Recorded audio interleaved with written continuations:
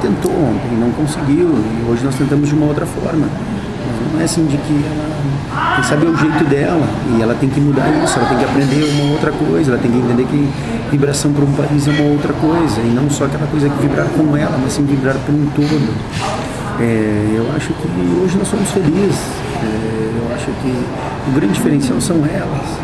Eu tenho que ser um mecanismo para fazer com que elas joguem bem tênis ou consigam desenvolver o melhor delas, que elas possam render o melhor, porque o render é o que vai transformar em resultado ou não. Ontem nós perdemos na dupla e hoje nós ganhamos na dupla. Eu te disse desde o começo e vou seguir dizendo, está muito parelho, né? Está muito complicado, né? Porque teoricamente nós temos todas as meninas entre 250 e 350, está parelho, a não ser um outro time da Colômbia que tem uma 100 e pouco, aí tudo bem, mas que também hoje perdeu para 212, então, para ver que é uma coisa assim. Mas tivemos a felicidade de entrar com a Bia deu uma motivação bem legal, a guria, sabe, mostrou que quer jogar, que quer um lugar, né?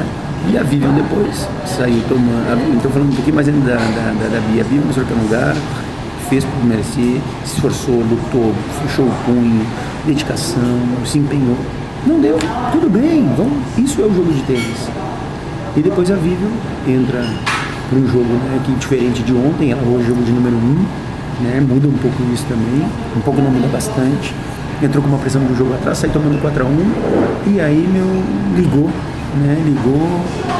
engatou a segunda, a terceira, a quarta, engatou a quinta, foi pé embaixo, e vira um jogo de 4-1, 6-4, 5-0, 5-1, 6-1, então realmente isso mostrou pro time que isso é um time. Até então eu tinha escalado a Ana e a Roxane e resolvi fazer uma alteração e colocar a Vivian no lugar da Ana, né? Devido a que a Vivian estava num momento muito bom e também casava pela questão do jogo, né? Não é nem por uma estar num momento bom, é porque o jogo casava mais a Vivian jogando de fundo com uma das duas para preparar o jogo melhor para a Roxane.